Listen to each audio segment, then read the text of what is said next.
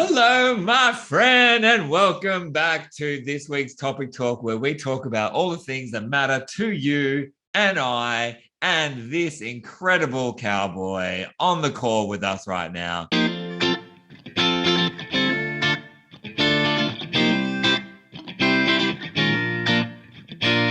This man is a generous, open individual who is an absolute leader in the stroke community. And right now, I want to throw you over to meeting the indelible Aaron. How you doing, Caleb? Great. You're so awesome, brother. I told you in the green room before we started recording, I've been following your work for years, and I just love you, brother. I think what you're doing for the stroke community is just an awesome.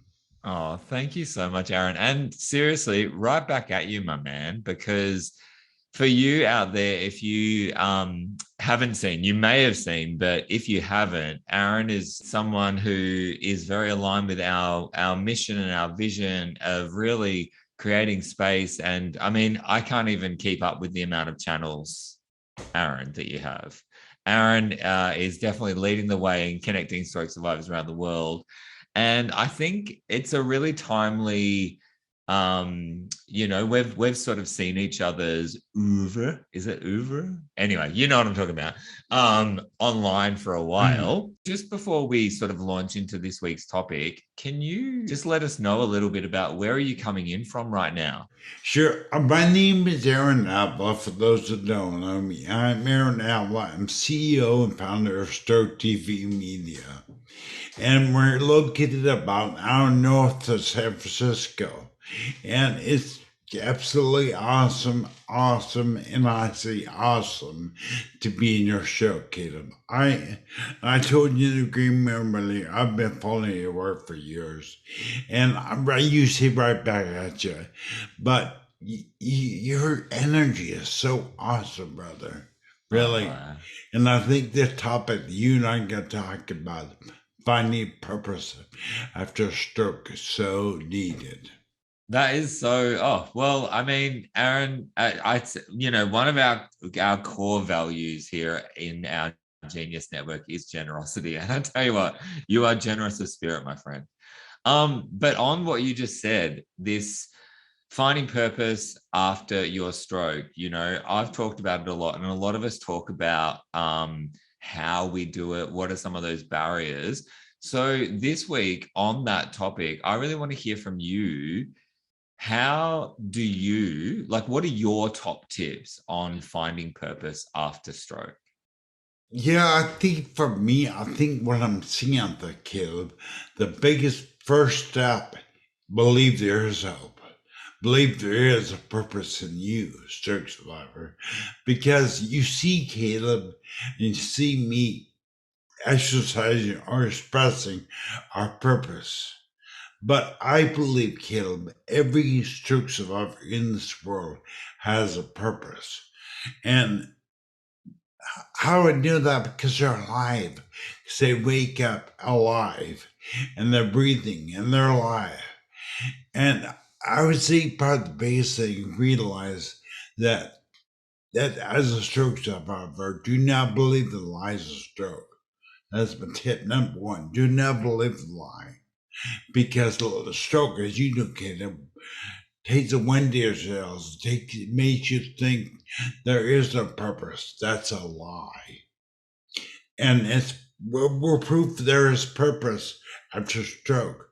So to find it, just look, think, express yourself, be true to yourself, be real to yourself. But first of all, believe you can have purpose.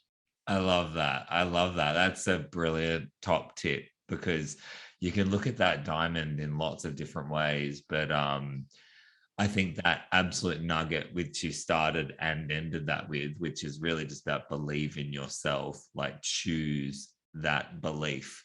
And the rest will follow suit. I don't want to cut you off. What are some other I guess core tips that you would sort of say to a brother or sister survivor? Well, I would have to say part of the biggest thing is because you can't be like you were before your stroke doesn't mean you don't have value. Because stroke is like the ultimate liar to me, Caleb. It Mm-hmm. makes so many people, I meet so many stroke survivors around the world that stroke lies to them. They lose their value as a human being, Yeah. and they really have it. Yes. And I think that the biggest tip I could give is again, I'm gonna keep circling back to this. Believe in yourself. Don't compare yourself to where you used to be. And I do this, Caleb. I look at Yeah. like driving a car. You know, driving a car, you look at that little tiny rearview mirror of your life. Mm-hmm. And you look at is how you used to be. You're gonna crash. You're going to crash, but look at the big vision of your life because it still is there. I'm saying drive towards it, drive through it, look through the front wheel. You have choice to live, move from this time forward. Oh, so I'm like writing this shit down. That is brilliant. So I have to echo that back to you, because I haven't heard that analogy quite like that. So thank you so much, Aaron. I love that analogy of thinking about like, I often talk about how we are the driver. It's your train, it's your tracks, it's your car, it's your vehicle. Whether you're going to modify the steering wheel, whatever, but either way, you are the driver um, of your destiny. And I think it's a beautiful sort of analogy to think of, that rear view mirror. I mean, you watching, you'll know this. It's like whether you're a passenger in the car or you've driven a car, that and it says that thing, objects may appear like beware, Yeah. objects may appear Oh. close to them, or they are. And it's like, no, they aren't. Like, because they're back there. Something that often we talk about in our network in Genius, and also in our coffee clubs, Aaron, which you've been a key part of in the past. But what comes up a lot, and I often talk about, is this quote that's really helped sort of me steer my ship over the last numerous years, and it's a Theodore Roosevelt quote. Comparison is the thief of joy, because I think that when you're right, when we compare ourselves and we're sort of holding ourselves hostage in this, Right you know, down. yeah, this previous version that doesn't exist anymore. And so when we kind of release it, we stop that comparison, and then we start to drive forwards, like using your analogy of driving forwards to the destiny. It's just like, who knows? You don't know, but it could be better than what it was. That was spot on, Caleb. See the energy. You mean you're right on. It holds you hostage. I never thought of it that way. And so many times we stroke survivors, Yeah. we get held hostage. We sit there held hostage by our stroke. But stroke survivor out there, you need to realize that you are not what happened to you. You are what you decide to be in the future. Like Caleb just said, you are the driver. You are not what happened to you. You are how you respond.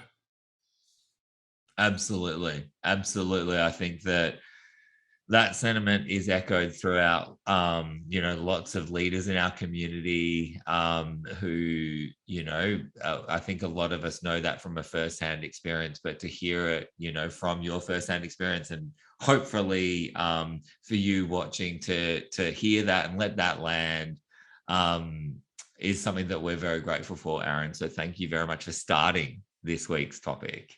Very So now over to you in the comments. Aaron and I really want to know from you. You've heard some of Aaron's top tips around believing in yourself, not comparing yourself, and really driving forward. But what about you? What are your top tips on finding purpose after your stroke or your brain injury? Let us know in the comments below.